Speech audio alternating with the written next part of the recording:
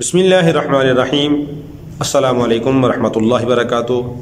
मोहतरम नाज़रीन, एक ऐसा अमल आपको आज दे रहा हूँ और इसकी आपको इजाज़त भी दे रहा हूँ।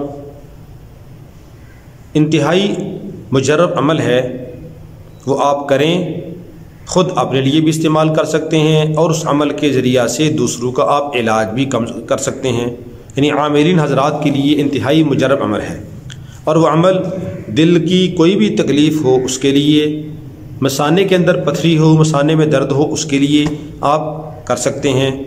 अमल से पहले अमल की ज़कात अदा करनी ज़रूरी है। अमल की ज़कात क्या है? अमल की ज़कात यह है कि शब जुम्मा को, यानी जुमेरात और जुम्मे की दरमियानी रात को आपने ये अमल पढ़ना है। ये इस अमल की ज़कात है। 1000 बार सूरतुल इंशिराह यानी अऊज़ु बिल्लाहि मिनश शैतानिर रजीम बिस्मिल्लाहिर रहमानिर रहीम अलम नशरह लका सदरक, इस सूरत को मुकम्मल आपने 1000 बार पढ़ना है। अव्वलो आखिर आपने दरूद क़ादरी पढ़ना है। दरूद क़ादरी कौन सा है? अल्लाहुम्मा सल्लि अला सय्यिदिना मुहम्मदिन व आलिहि व इतरतिहि बिअददि कुल्लि मालूमिन लक। दोबारा सुन ले, अल्लाहुम्मा सल्लि अला सय्यिदिना मुहम्मदिन व आलिहि व इतरतिहि बिअददि कुल्लि मालूमिन लक। इस दरूद पाक को शुरू में भी 11 बार, आखिर में भी 11 बार पढ़ना है। दरमियान में सूरतुल इंशिराह आपने 1000 बार पढ़नी है। तवज्जो के साथ, यकसुई के साथ, ध्यान के साथ अल्लाह की तरफ मुतवज्जे होकर आप ये अमल करें, गोया कि आपने इस अमल की ज़कात अदा कर दी। अब आप इस सूरत के आमिल बन गए। अब आप अपना इलाज भी कर सकते हैं, किसी और को आप दम करके भी दे सकते हैं।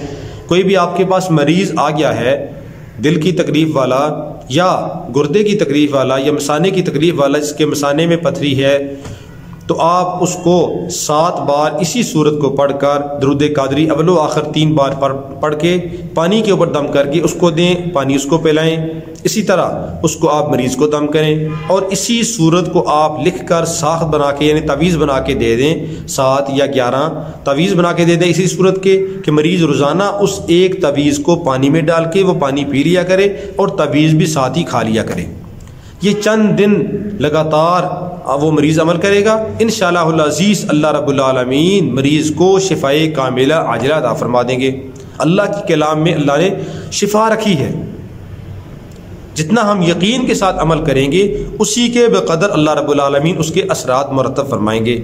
यकीन कामिल शर्त है, तवज्जो के साथ, ध्यान के साथ जब आदमी अमल करता है, अल्लाह की तरफ मुतवज्जे होके अल्लाह रब्बुल आलमीन ज़रूर इंसान को शिफा अता फरमाते हैं। अल्लाह रब्बुल आलमीन हम सब का हामी व नासर हो। अल्लाह रब्बुल आलमीन हर मुसलमान को हर बीमारी से महफूज रखे। अस्सलामु अलैकुम वरहमतुल्लाहि वबरकातुहू।